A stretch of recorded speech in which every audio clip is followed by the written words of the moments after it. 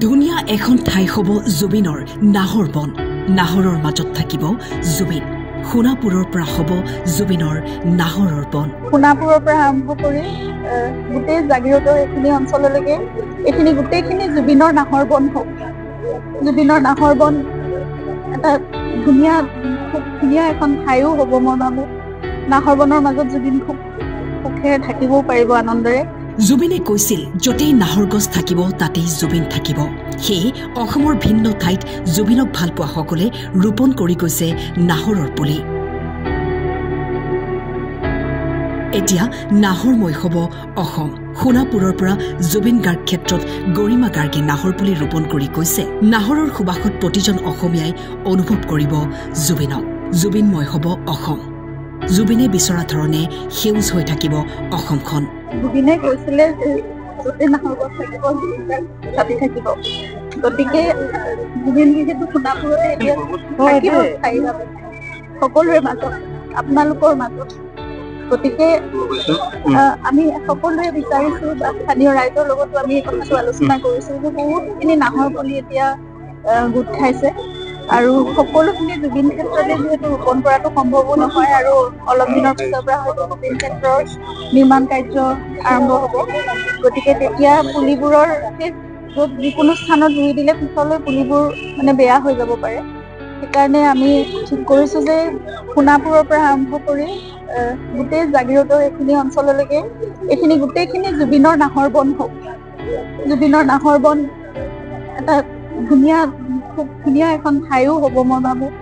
নাহৰ বনৰ মাজত জুবিন খুব সুখেৰে থাকিবও পাৰিব আনন্দেৰে।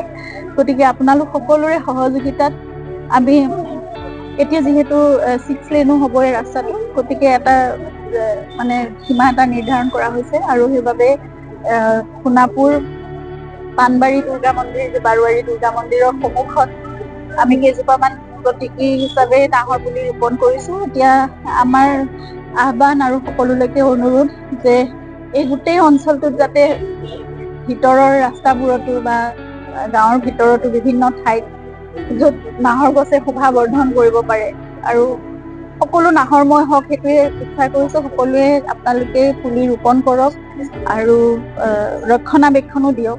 অকল ৰুলে নহ'ব, গছজোপা ডাঙৰ হওক আৰু সকলোতে নাহৰময় হৈ থাকক, নাহৰৰ সুবাস বিয়পি থাকক, গোটেই ঠাইখন জুবিনময় হৈ থাকক, সেইটোৱে কামনা কৰিছোঁ আৰু সেউজ হৈ থাকক গোটেই অসমখন জুবিনে যেনেদৰে বিচাৰিছে। জুবিনৰ হেঁপাহৰ চিনেমাখনক লৈও গৰিমা গাৰ্গে ক'লে, জুবিনৰ সপোনটো যে আমি আগুৱাই নিব পাৰিছোঁ সেইটোৱে আমাৰ কাৰণে এটা বৰ সুখৰ কথা।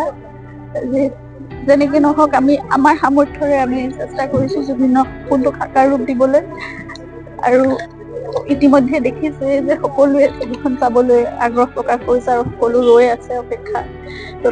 আৰু ক'বলৈ বেয়া লাগিলেও আমি হয়তো পৰ্দাত জুবিনক এনেদৰে খোজ কৰা, অভিনয় কৰা, গান গোৱা সকলোবোৰ আমি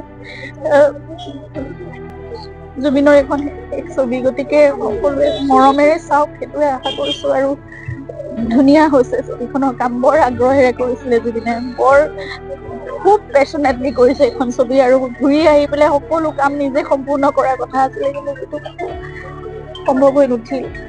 আমাৰ সামৰ্থ্যৰে আমি কৰিবলৈ গোটেই টিমটোৱে সকলোৱে বহুত কষ্টৰে তেওঁলোকে কৰিবলৈ চেষ্টা কৰিছে আৰু ৰাইজলৈ আগবঢ়াই দিছে। সেয়ে এখন আপোনালোকৰ ছবি, জুবিনৰ ছবি, আপোনালোকৰ ছবি। সোণাপুৰৰ পৰা অজয় তালুকদাৰৰ ৰিপৰ্ট, টাইম 8।